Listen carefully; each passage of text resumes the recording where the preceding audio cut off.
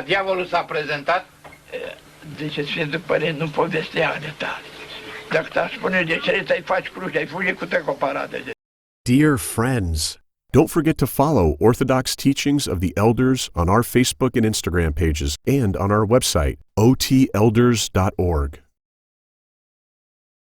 Eu am trăit în mult 9 ani și 7 luni, că am fost arestat de comuniști de atâția ori și am trăit numai un ghet pădurar, o știu de mine, Max în Dumbravă, Dumnezeu să-l odihnească.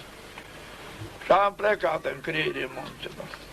Și acolo cu mila preasede am dus lipsă, dar am avut timp de rugăciune.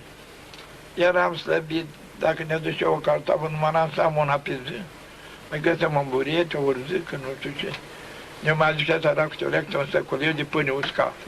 Cu muie cu apă rece. Știi mila, domnul, pe unde am trăit.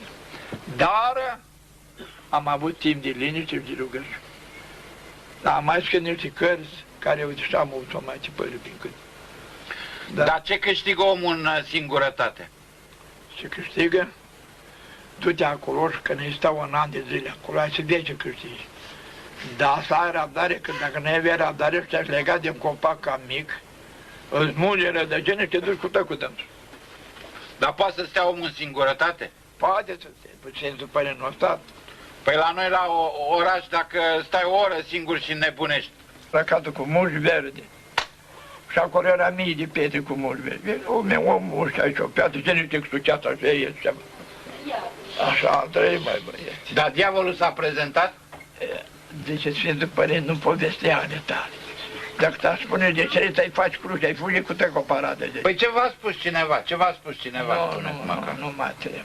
Păi așa pentru noi, ca să înțelegem mai exact. Da, du-te acolo și pune pe poștă rugăciune, ca te întâlnești cu dânsul. Păi eu dacă mă duc pe aici, la 10 metri de chilia noastră și... Da. Cum să ieșim noi? Zic, Sfântul Părinte, nu povesti. Eu v-am povestit de păță, de bordei, dar mai mult nu povestim. Că dacă v-aș spune și pățări pe acolo... Așa puțin numai. Ai face cruce și ai fugi cu tecoparatele. Așa puțin numai. Nu. Credeți că nu-i folositor ca să știe omul despre demon, cum se întâmplă? Eu ascult de Sfântul Părinte, să nu povestești despre veritate. Așa, mă. Eu ce facem acolo, Doamne, mâncam bine, mă plimblam noaptea, ziua, n-am făcut nimic bun nici acum. Și acum aici în mănăstire față de acolo? Tot de acolo. Păi e alt confort. Da, tot așa, nu fac nimic bun, numai rău, mănânc, dorm, beau și sunt putrigai. Unii vedoi spune, este unul o cheamă, moșul putrigai, așa o cheamă. Părinte Cleopa. Mâna, Părinte! Da, știi să faci cruce? Ia fă cruce. Ia că ai știut.